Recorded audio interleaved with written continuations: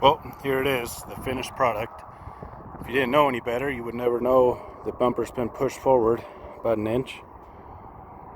If you look down here, right in here, you can see where the new bolts are. Up front, sprayed them black just to make them blend in.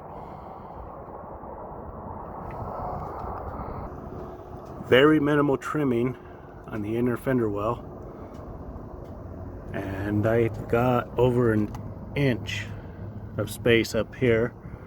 No issue with worrying about rubbing or tearing my tire up against the bumper or any of that.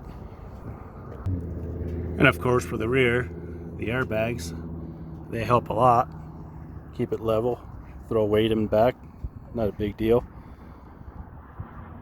Overall, I'm real happy with these tires. The Goodyear Duratrax, some of the best tires I've ever used. And that -24 offset just pushes them out just far enough to give it that aggressive stance.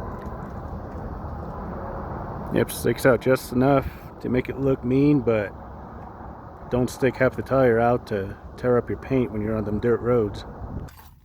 Now we'll take a little drive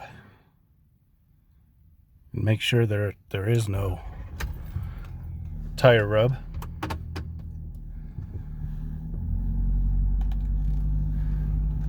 Go.